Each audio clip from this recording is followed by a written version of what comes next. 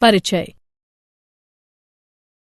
ठोस अवस्था रसायन को ठोस आबंधन भी कहते हैं। रासायनिक आबंध एक आकर्षण बल होता है जो दो कणों, परमाणु, अणु, आयन को परस्पर संलग्न रखता है, जिससे नया ठोस बनता है। ये कण ज्यादा स्थायी रूप प्राप्त करने हेतु परस्पर स्थिर विद्युत आकर्षण बल से भी आबंधित होते हैं। सोचिए, यदि आप ठोस नहीं होते तो आप कुछ भी नहीं होते। तो आइए ठोस अवस्था के बारे में और विस्तार से पढ़ें। उद्देश्य। इस पाठ के अंत में आप निम्न करने में सक्षम हो जाएंगे।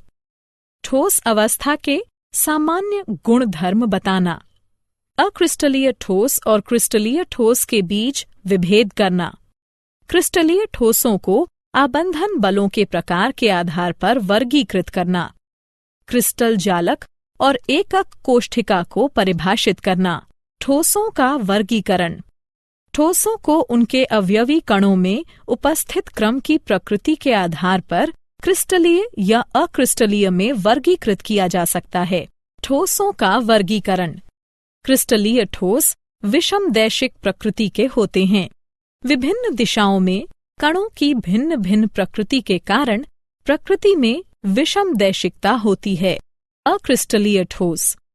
अक्रिस्टलीय ठोसों को उनकी अति मंद प्रवाह की प्रवृत्ति के कारण आभासी ठोस या अतिशीतित द्रव भी कहा जाता है।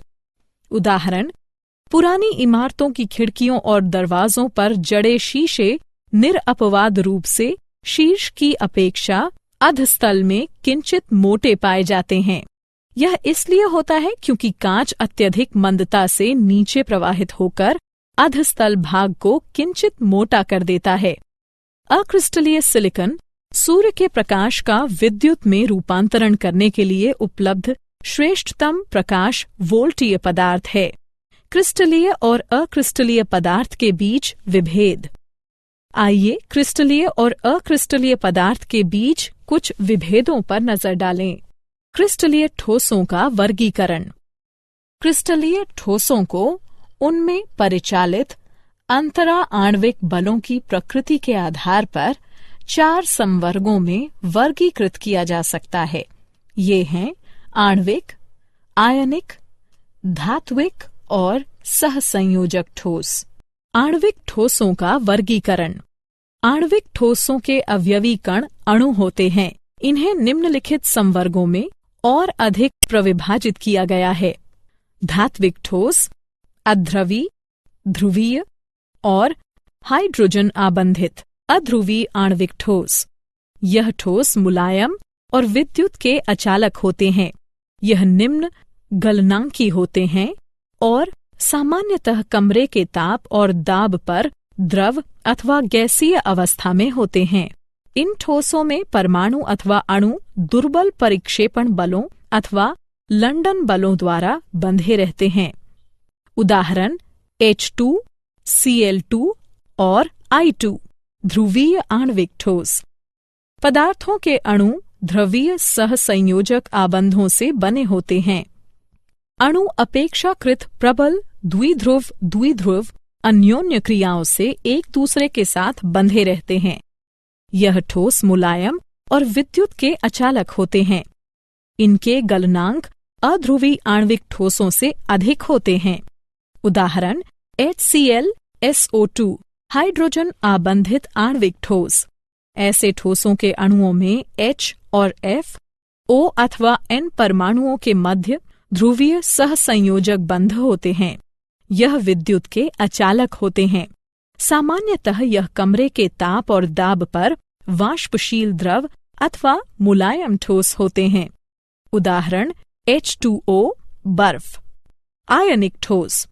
आयनिक ठोसों के अवयवी कण आयन होते हैं। ऐसे ठोसों का निर्माण धनायनों और ऋणायनों के त्रिविमीय विन्यासों में प्रबल कूलोमी स्थिर विद्युत बलों से बंधने पर होता है। यह ठोस कठोर और भंगुर प्रकृति के होते हैं। इनके गलनांक और क्वथनांक उच्च होते हैं। ये ठोस अवस्था में विद्युत रोधी होते हैं।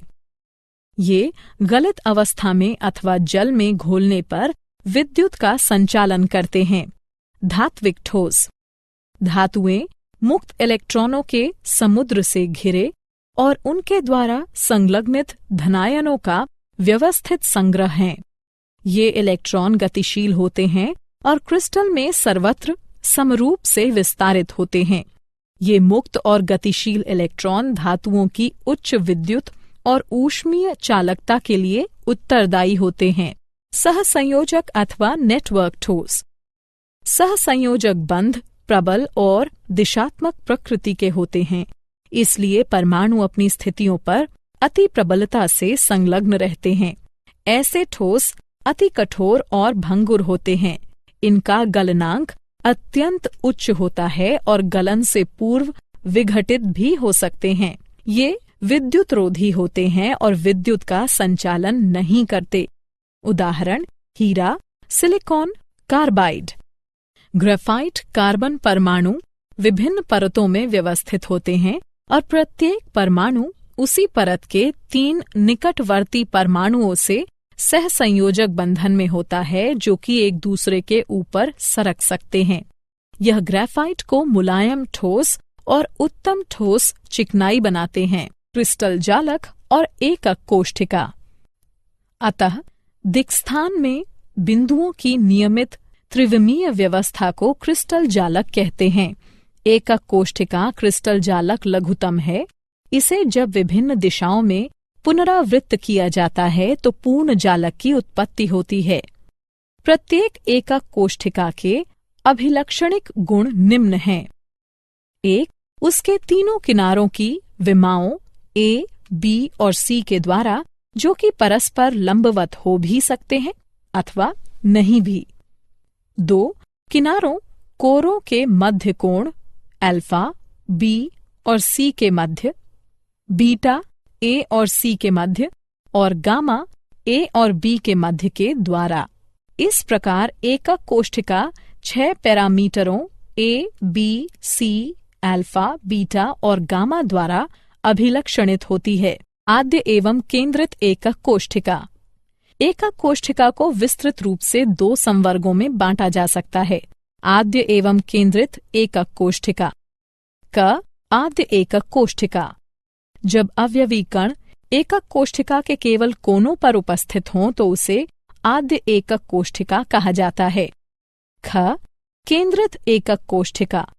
जब एकक कोष्ठिका में एक अथवा अधिक अवयवी कण कोनों के अतिरिक्त अन्य स्थितियों पर भी उपस्थित होते हैं तो उसे केंद्रित एकक कोष्ठिका कहते हैं।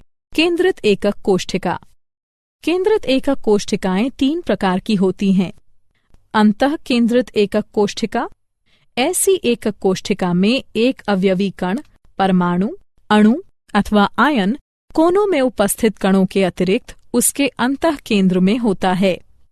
फलक केंद्रित एकक कोष्ठिका। ऐसी एकक कोष्ठिका में कोनों पर उपस्थित अवयवी कणों के अतिरिक्त एक अवयवी कण प्रत्येक फलक के केंद्र पर भी होता है। अंत्य केंद्रित एकक कोष्ठिका। ऐसी एकक कोष्ठिका में कोनों पर उपस्थित अवयवी कणों के अतिरिक्त एक अवयवी कण किन्हीं 2 विपरीत फलकों के केंद्र में पाया जाता है। क्या आप जानते हैं? साथ ही धनीय जालक संरचना अधनीय संरचना की तुलना में फिसलन का ज्यादा अवसर उपलब्ध कराती है, क्योंकि उनकी समरूपता विभिन्न दिशाओं में घनिष्ठता से संबद्ध परतें उपलब्ध कराती है। फलक केंद्रित धनीय FCC एकक कोष्ठिका अंतः केंद्रित धनीय BCC एकक कोष्ठिका की तुलना में ज्यादा भार पड़ने पर टूटने से पहले ही विकृत हो जाती है। BCC जालक यद्यपि घनीय घनिष्ठता से संबद्ध नहीं होते और मजबूत धातु बनाते हैं। अल्फा आयरन और टंगस्टन BCC रूप होते हैं। FCC जालक धनीय और घनिष्ठता से संबद्ध भी होते हैं और ज्यादा भंगुर पदार्थ बनाते हैं। गामा, आयरन, चांदी, सोना और लेड में FCC संरचना होती है। अंततः HCP जालक घनिष्ठता से संबद्ध होते हैं लेकिन घनीय नहीं होते। HCP धातुएं जैसे कोबाल्ट और जिंक उतनी भंगुर नहीं होती जितनी FCC धातुएं होती हैं। सारांश। आइए हमने जो कुछ सीखा है उसे संक्षेप में दोहराएं। ठोसों का द्रव्यमान, आयतन और आकार निश्चित होता है। अक्रिस्टलीय ठोसों के अवयवी कणों की व्यवस्था केवल लघु परासी होती है, जिसके परिणाम स्वरूप ये अतिशीती द्रवों के समान व्यवहार करते हैं। क्रिस्टलीय ठोसों के अवयवी कणों की व्यवस्था दीर्घ परासी होती है। उनके अवयवी कणों के मध्य अन्योन्य क्रिया की प्रकृति के आधार पर इन्हें आणविक, आयनिक, धात्विक और सहसंयोजक ठोस नामक 4 संवर्गों में विभाजित किया जा सकता है। क्रिस्टलीय